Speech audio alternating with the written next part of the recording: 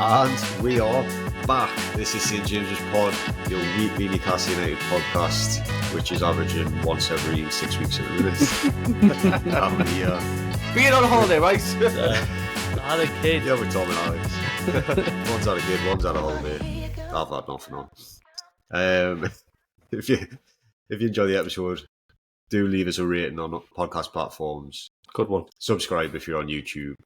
Hit the notification bell. You can support the podcast via Patreon. And this is the Wolves preview, so let's get into it.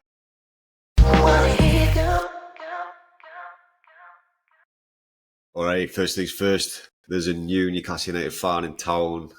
Tom, what did she make to the Spurs game?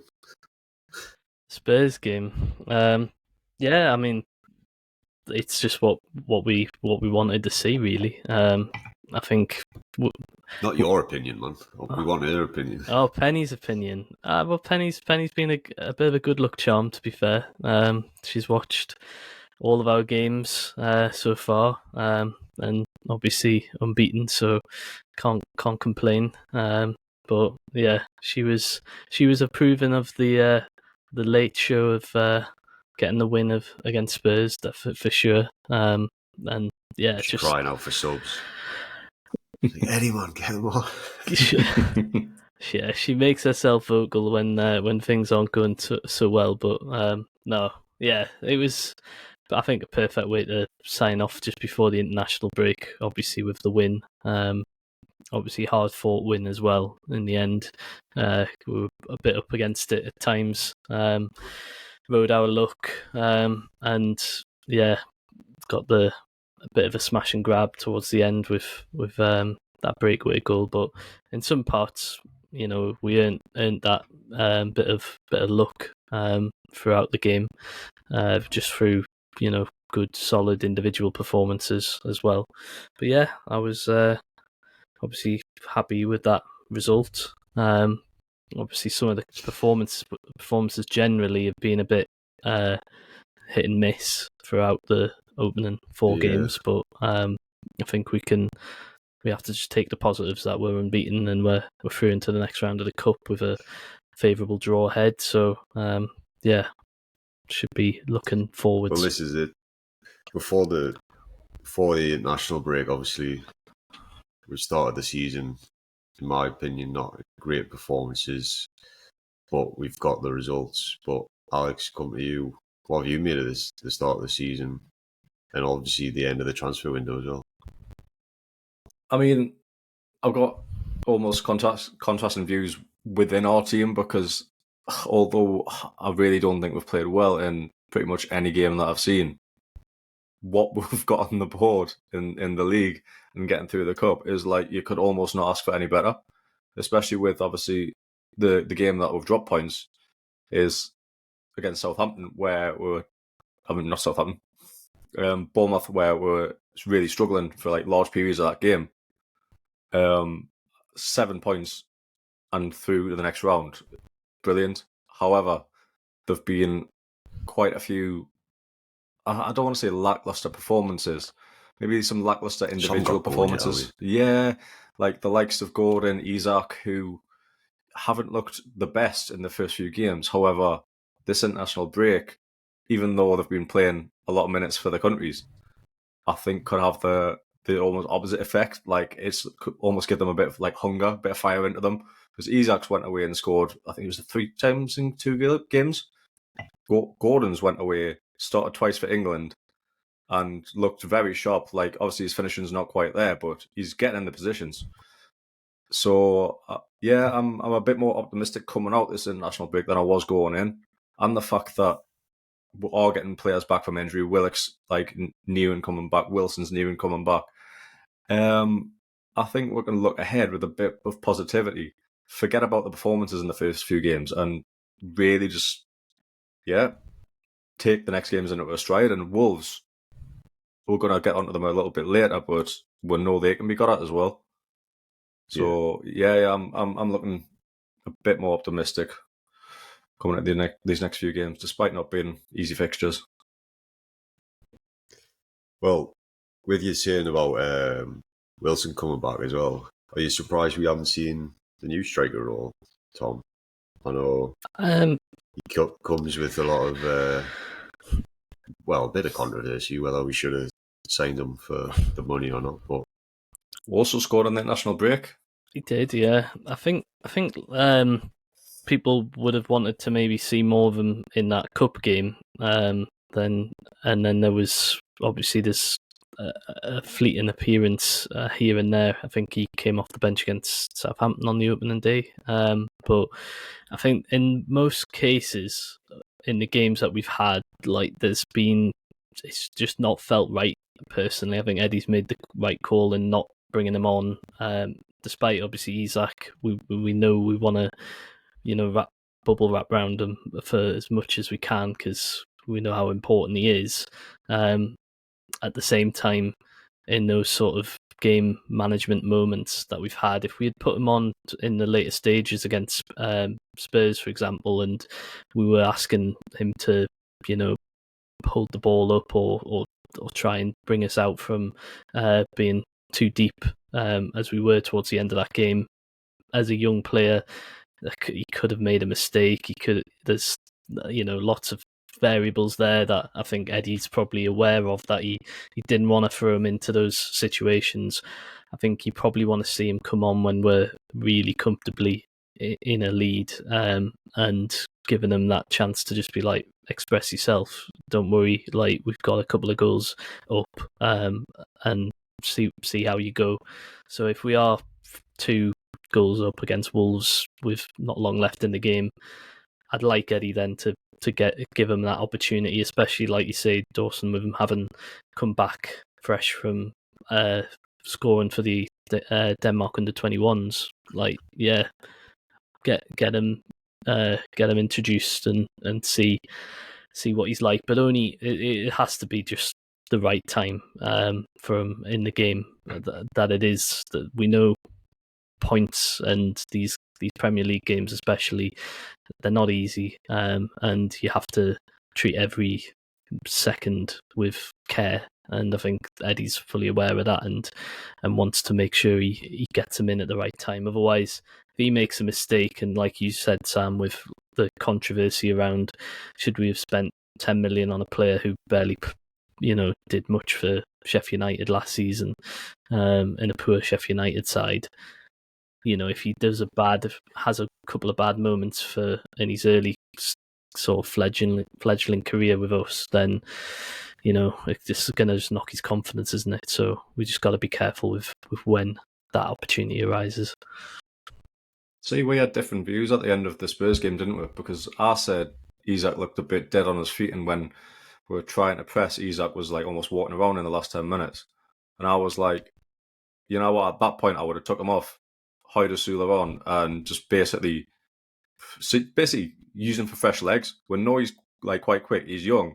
Just get him on, just close the ball down, high intensity, and then if we break, then at least he's got the legs to like get on the end of something. But you wanted to obviously keep Isak on, tried and tested. You've seen what he'd done with the winning goal, where obviously he still had the legs to keep up with Murphy on the break and tap in at the end.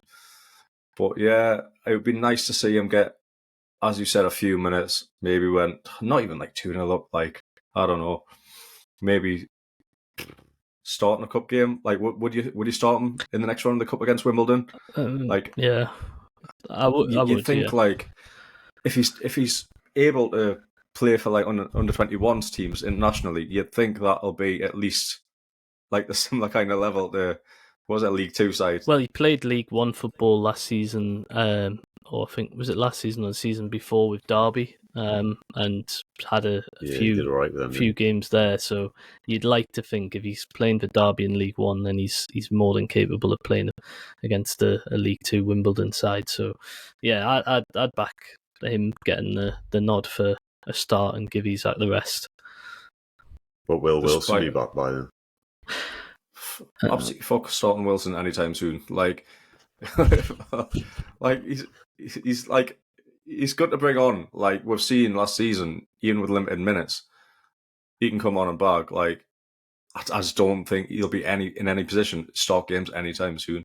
Even if he is back on the bench, like I just wouldn't trust him to start and give her any more than a half. Mm. I'd rather wait and introduce him slowly, like in the last half an hour of games if we're struggling, or if we need like 2 strikers on, like we did a bit last season where we had Isak and Wilson on the pitch. But I think starting, even in a cup, I'd rather just start the young'un instead, personally. Yeah, fair enough. So what do we think it is then that we need to improve to get the performances better?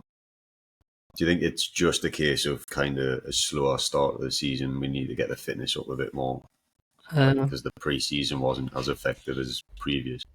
Maybe. Or is there actually something a bit more that's missing?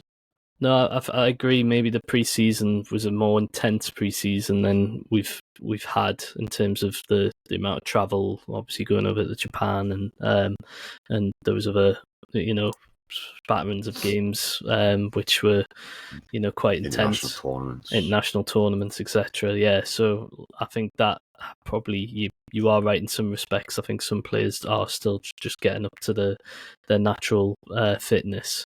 I do think as well, though, they've got the age-old problem that we had last season, and I'm seeing it. And I think with Tonali's back, I'm keen to see how this is going to progress going forward. But the first few games without him, the midfield, we're just getting, again, just bypassed like a lot of the time. Like I've seen a lot of that in obviously the Southampton game. We'll take with a pinch of salt because of Shares sending off, but the Bournemouth game, like that midfield was just non-existent. I felt for the most part of that game, it was just so easy for them to just play through us every time.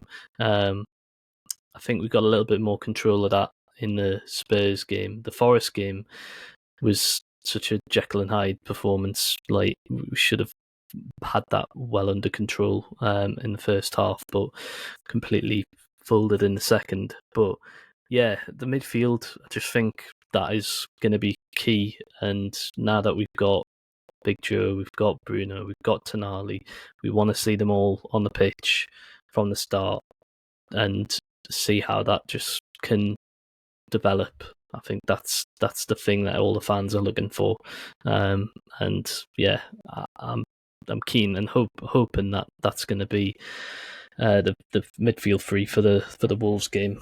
But I've also got a sneaky feeling Eddie's not going to drop Longstaff. Mate, like Longstaff's actually been decent in the past couple of games. That's the thing. Like he's been one of our better players, and it's been Joe Linton who's been the one who's been making a few errors. Despite getting obviously that wonderful ball through to Murphy, which won with a game. But you also give the ball away on the edge of the box, which is screwed with a goal as well. So he has been very, as you said, Jekyll and Hyde. He's been up and down. I can't see him dropping Longstaff. I just can't see it. There's a potential that, I know we've got a glut of left wingers now. There's a chance where Joe Linton could push up further. Left wing again, maybe in tougher games against City where he might push up left wing, Joe Linton, have Bruno, Tonali, Longstaff in the centre, then Joe Linton come back and help out when needed. But going back to Sam's point, I think I've mentioned this to Pete and we've talked about this at the match. The biggest problem we're having this season is not being able to play out for the back, and it all starts from Burn and Kraft and Pope. With having like one of Cher or Botman who can play out a lot better from the back, with neither, it's a struggle. And then also Lloyd Kelly, he's very much a defensive left back, just like Burn was. Like he doesn't really progress the ball a lot. He does like his sort of sprayed balls over the top. And obviously you're seeing the assist that he got as well from when a quick throw, and he was very clever, to be fair, and a nice ball then to cut it back. But yeah, I think that's where it comes down to. I think Cher, he's got to come straight back in for Kraft, despite Kraft actually being Kraft's one of the most solid players. Yeah, I know he has, but it's what he lacks in like the progressive, like playing the ball through. Obviously, Cher's balls over the top are fucking outrageous. I just think what he gives I just think he's got to come back in, even though that would be harsh because yeah, Kraft's done nothing wrong. But it's a dog eat dog world. Like you can't, just because you've had a couple of good games, you can't expect just to retain that when you've got a much better player who's clearly first choice over you.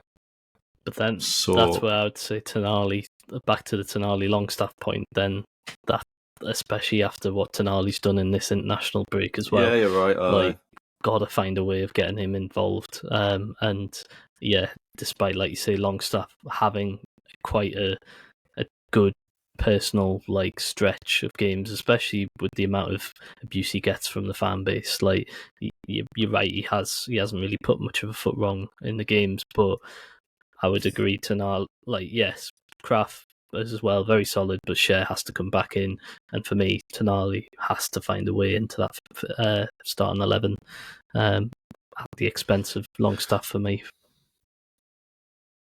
You think we missed Trippier as well? Because I know when you've got Kraft and Burn, you want some pace at the back as well. Like, so Livramento is obviously going to give you more pace than Trippier, but without them sort of technicians at the back, with Cher not being there and not playing Hall at left back, you're not surprised we didn't play Trippier for playing out from the back a bit more.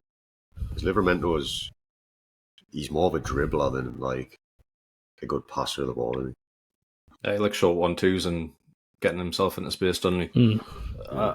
It's clearly something's gone on behind the scenes with Trippier. There's been rumours even after our transfer windows closed that there's been, I think it was about 5 bids came in from Saudi and Turkey combined because their transfer window's still open. So the fact that these bids are coming in surely means that he is somewhat available. Like they wouldn't be putting official bids in if Newcastle were turning around and saying no, he's not for sale.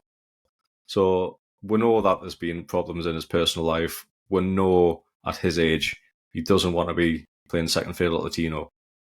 But I just think possibly the lack of depth that we had has stopped that move from happening. And you don't know if he's chucked his toys out the pram. I don't think he has, because you've seen some reactions on the pitch, like after games and that, where he's like bigging players up and getting into players and stuff like that.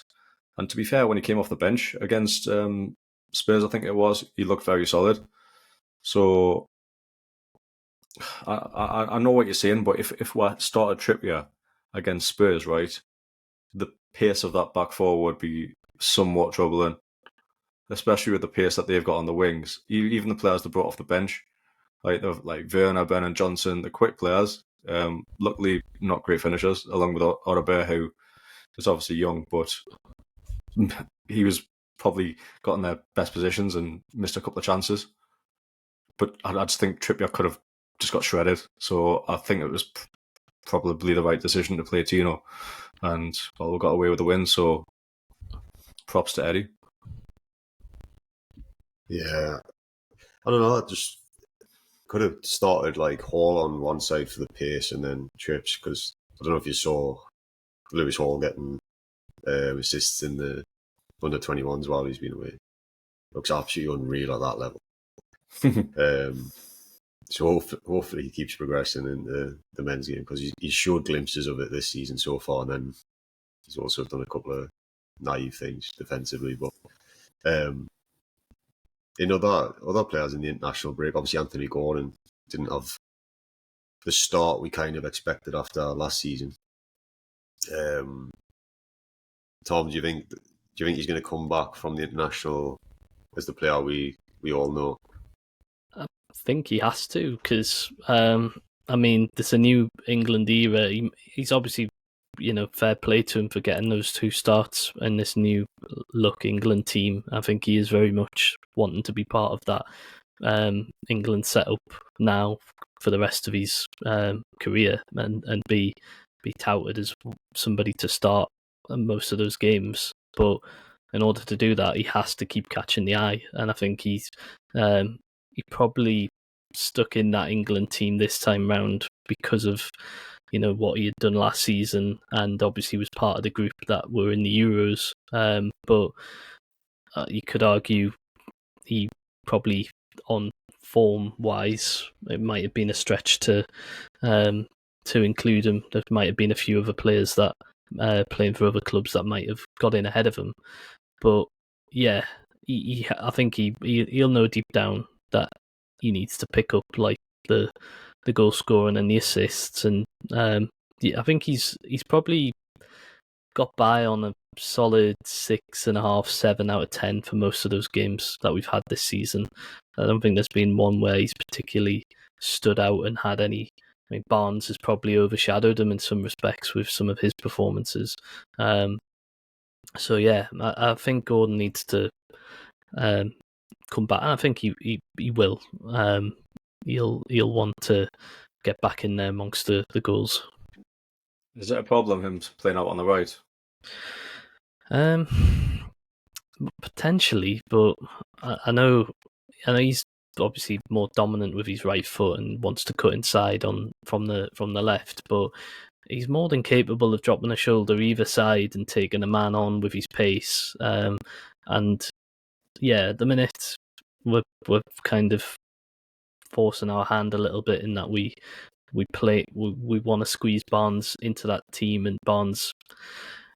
We haven't really seen Barnes play out on the right to see if he could do that and interchange the two more than they are. Barnes very much seems to want to only be in that team if he's playing on that left side, and it obviously works for him.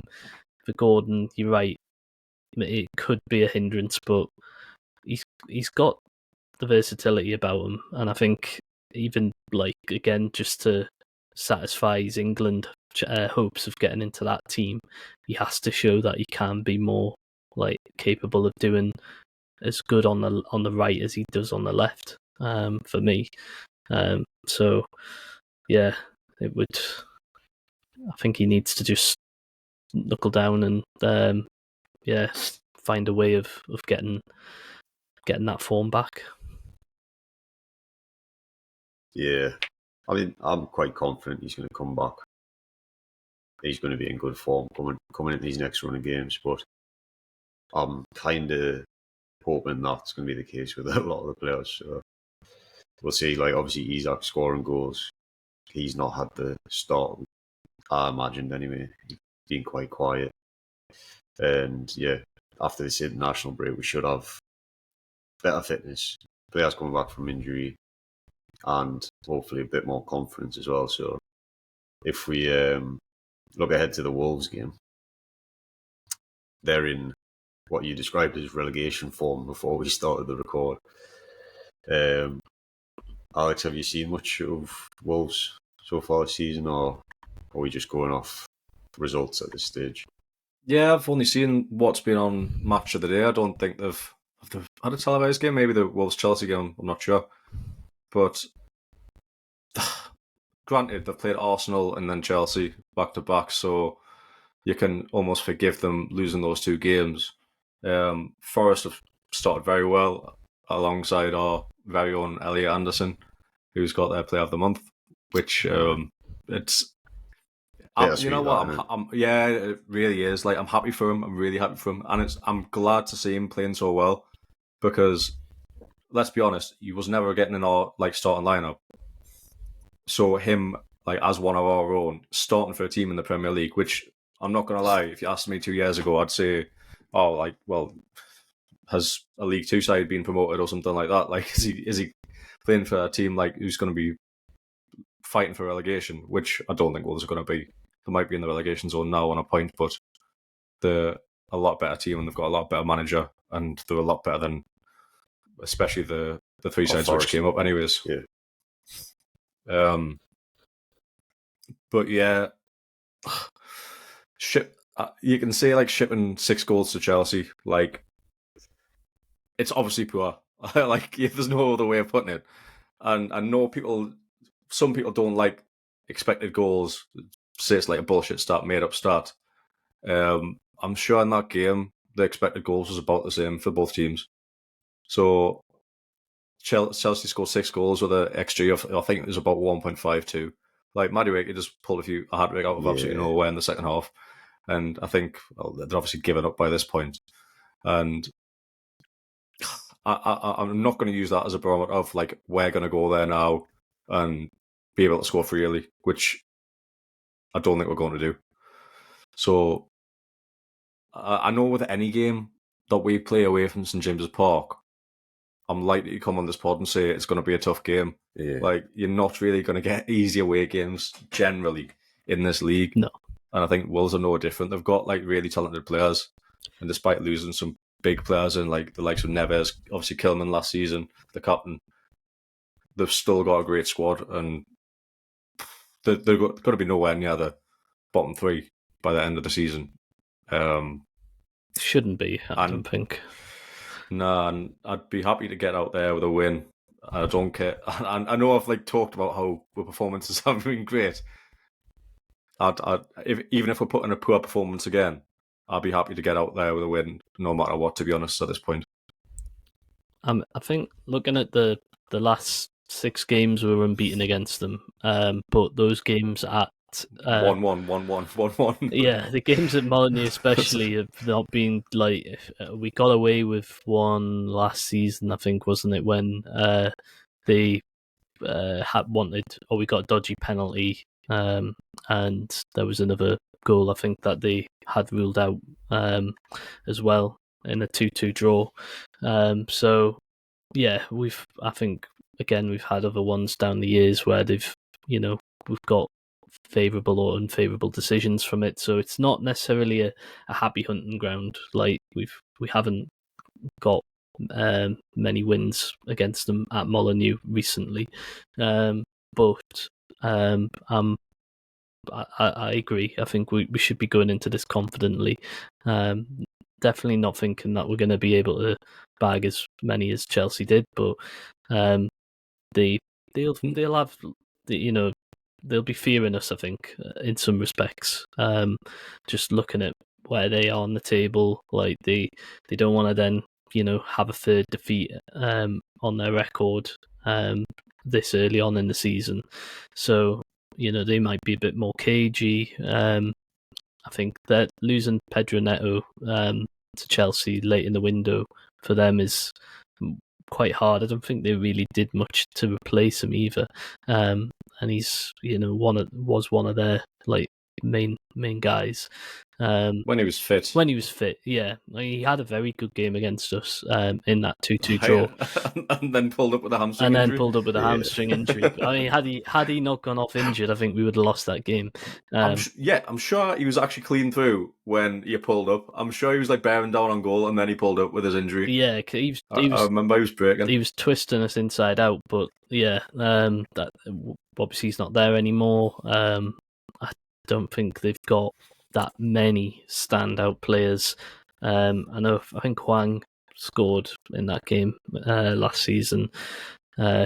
He's looking like he's turned a bit of a corner. But I think he's just come back from injury though.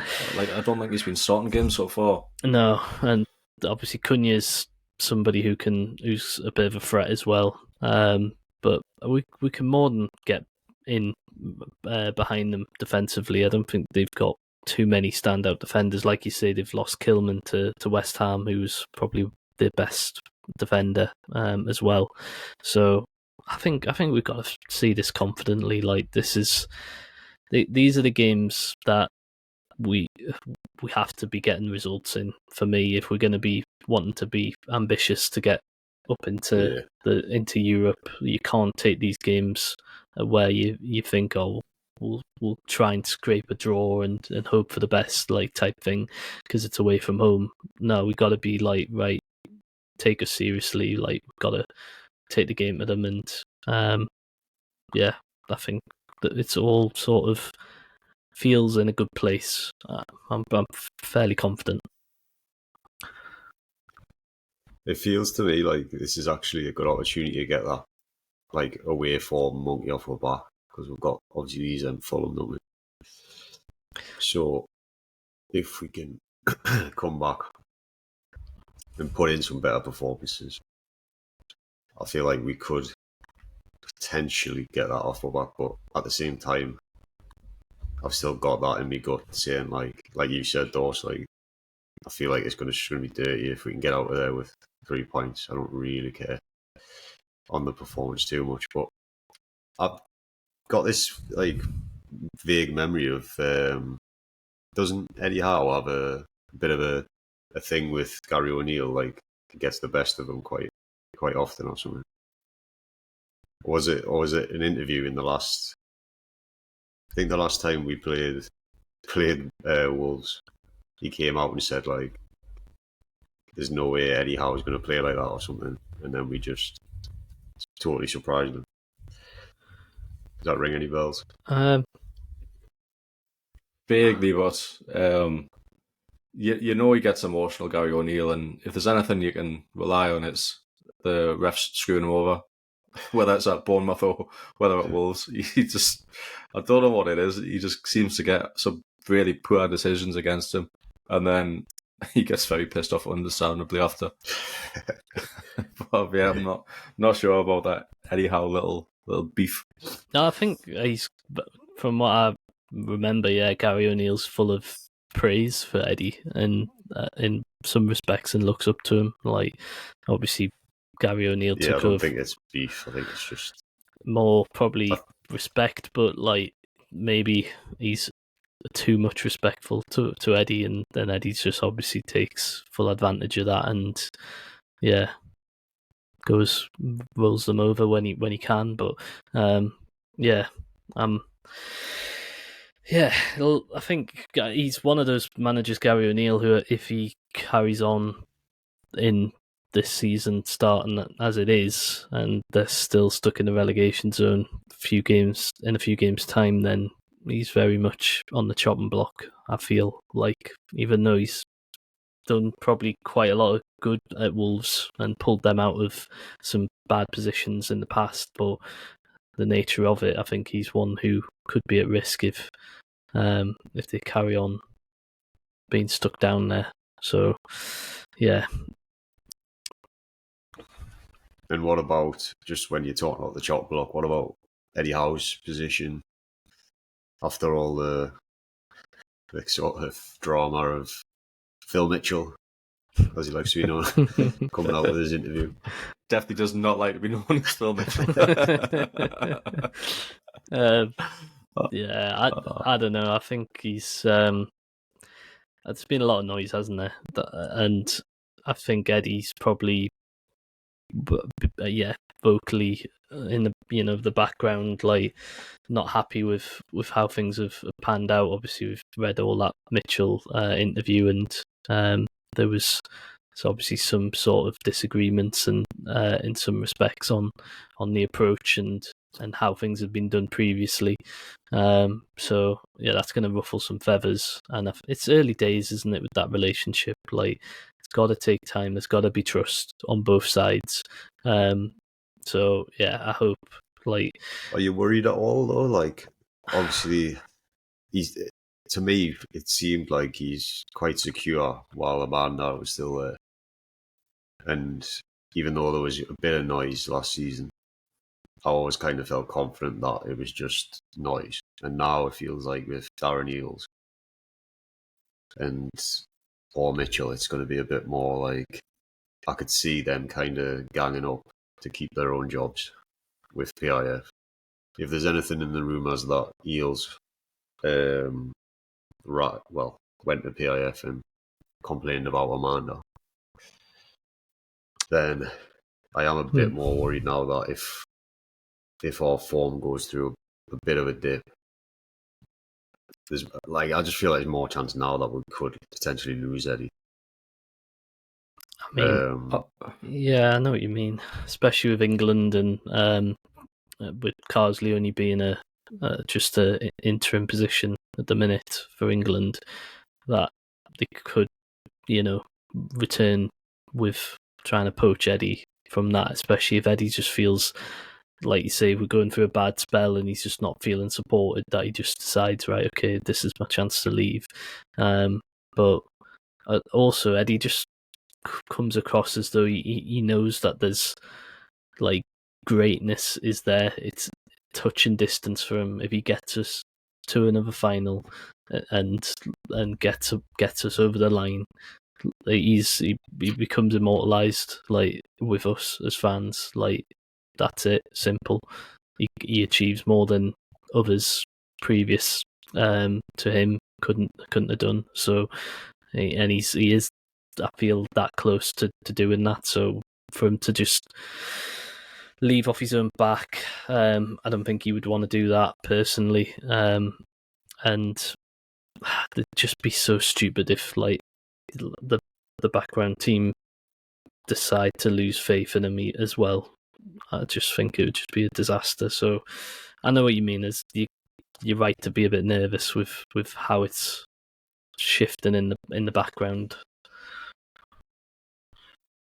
Yeah, it's almost as if it's like safety blankets being taken away, hasn't it? Like, did the Saudis really owe anything to Eddie Howe? Like, I really don't think they do. No. Like, they're in it to build the team up to be one of the best, if not the best in the world. So if they see Eddie Howe either going on a bad run or not agreeing with the expensive CEOs, technical directors, etc., that they've put in place, who are, by all accounts, best in class, and they might not see Eddie Howe as being best in class, then they're going to replace him. So it wouldn't surprise us if we got to the end of the season and Eddie Howe was a manager, just because of where we are as a club. Like, how many seasons are the Saudis going to take of us finishing sort of even out of the top four? Probably not too many in a row. And I think, like, if we don't make any Europe again next season, I think if we finish 7th or lower even, I think questions will be asked. And I think I wouldn't be surprised if then the Saudis and Eddie might part ways, and they might even do it mutually. Eddie might say, well, if you're almost feeling this way, this England job's coming up, like Lee Causley's just on a temporary contract, like, where am I at with the club? And if he doesn't get the answers that he likes, he might fuck off to England. And I couldn't blame him at all. That's the thing. I wouldn't have any hard feelings at all. No, neither. If that's the direction that the club wanted to take. So yeah, we are in a pretty precarious situation where I think things can change pretty quick. I think fans have got to be kind of aware of that. Oh God. No, I'm not saying that as a particularly bad thing. No, like, it's not. I'd hate to lose Eddie. Because I fucking love Eddie, and I wouldn't want to lose him, but I don't think it's that preposterous to see it ending, maybe not ending badly, but ending sooner than would particularly want. And we got to remember the PSR stuff. Like, that is, a major factor in that. If Eddie was able to just, get Marc Guehi over the line without all this PSR nonsense, if he didn't have to lose Elliot Anderson and Minty to satisfy that earlier in the window, a lot of all these worries and stuff just wouldn't be there. Like, obviously Eddie would feel a lot more comfortable, confident that he's getting backed. The Eels and Mitchell would feel like they're not, putting up barriers, because they could just, agree to everything pretty much as and when. But we know that can't happen, and so it's that finding that balancing act there that works, and also that Eddie doesn't feel undermined by those guys, and that they don't feel as though they're dealing with an overly demanding manager. I don't think Eddie is personally overly demanding, but he obviously knew where the weaknesses were and wasn't able to satisfy those weaknesses or sorting those weaknesses out. So yeah, it's one which we just hopefully we can try and navigate PSR better and get to January and see if we can see where we are in the league. If we need to, that we do need to just plough a load of money in the January just to push us forward to make sure that we don't fall back out of the European chase. That's kind of the way I'm trying to look at the fact we didn't really spend big in the summer now. Is like, I know you don't get as good deals in January, but there is obviously money there because we were willing to spend it in the summer. So if we need reinforcements in January or we get a bad injury or whatever, we can make moves. But yeah, let's before we get predictions for the Wolves game, is there anyone else you think will come into the team apart from Shea? I'd say probably not. I'm assuming we're all saying we think Eddie will stick with Longstaff. Tonali will be on the bench still.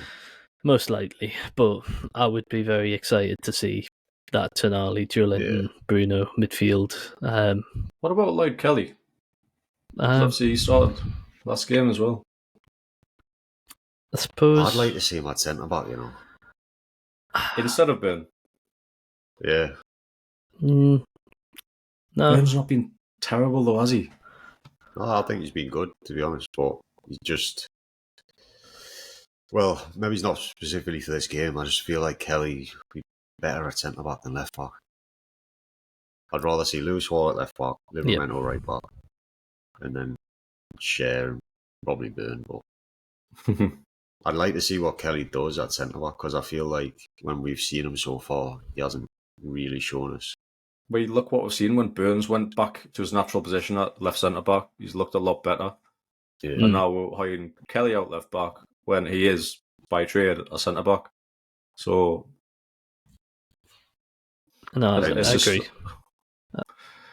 Well, I still think he's Eddie ready, I guess. But like the fact that he's worked with him before and he's willing to put him in at left-back already, I mean, I guess he thinks he is.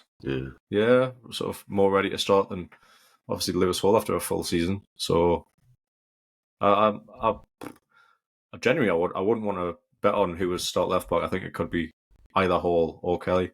I'd probably lean towards sticking with Kelly after a good result and a fairly solid performance, I guess. Do you think it's more to do with the opposition that he's choosing Kelly, or do you think it's performance based?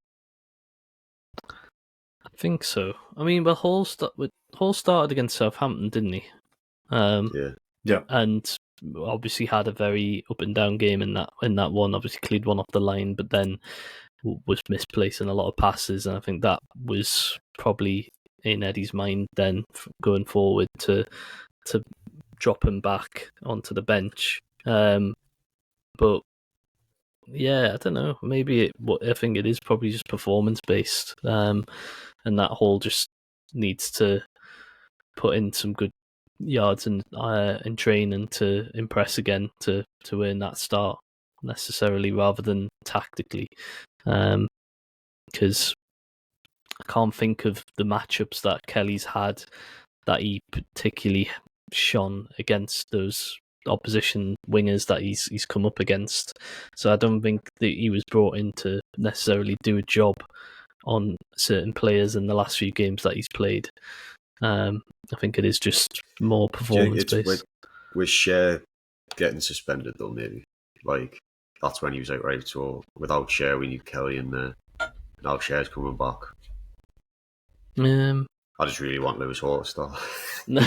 Yeah, maybe just the experience wise, Kelly was more of an experienced head, but to start ahead of Hall. But I agree though. Hall needs any to chance start. of Trippier? No. There was a chance. You reckon? I don't think he'll. I think if anything, if Shea's back, Kraft would be he's bumped himself up based on his performances to be the right back to back up Livramento, and Trippier's fell back to third. No way. In my opinion, I genuinely, honestly, I thought Kraft is really, really maybe it's just because he's been playing centre half and not right back, but he's not put a foot wrong for me. I've put him up there as one of our top players over the last 4 games. Up there as one of our right. Yeah, I'm glad you finished yeah. Give me a second. Over the last up there with Murphy is one of the top players. Hey, look, Murphy had a bit of a stinker against Spurs, but then at the same time got the assist. So Usain Bolt could have got that though. Like, you just fucking ran. you ran and tapped it across. Hey, look, you have to be pacey enough to beat the defenders, and he was. It was very good that he wasn't selfish. Like, he thought he was offside as well, I think. Maybe, yeah. With the celebration, like, you can see him saying something to Isak where he's like, he's not smiling, he's not celebrating. And I think he's saying to him, like, I think I might be offside here. But no, he just timed the run absolutely perfect. Yeah. All right. Well, in that case, then, let's go predictions. Oh, here we go. I am going to say 3-1 win. I was going to say that. I'm going to go with a 1-1. Like, it's typical in Newcastle. Like, 1-1 Wolves. Yeah, can see it happening. You know what? I think, based purely on that Chelsea result, if we can get a couple of goals, then the heads will drop. So I'm going to go 4-1. Get in, I'd love that. No clean sheets. I think it's going to be tough to get a clean sheet, but I don't really know why, because I don't know much about Wolves' attacking form, but I just don't have that much faith in my defence at the minute. Well, they've hardly scored, have they? 3 goals across, league goals, that is, and then the 2 in the cup. So, yeah, it's hard to really judge what their attack is like on that basis. Yeah, and it seems like they still be gelling as well because of losing players and stuff. But I mean, that's an outrageous prediction thinking about it. But there you go. It's not outrageous, man. We're better than Chelsea, so no, I wouldn't be surprised. Fingers crossed.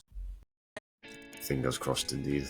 Right, well, who knows if we'll be back next week, but make sure you subscribe, and then you'll get the notifications straight to your phone to let you know when we upload the next one. Hopefully we will, and hopefully we'll still be unbeaten as well. So, join us next time. Catch you in the next one.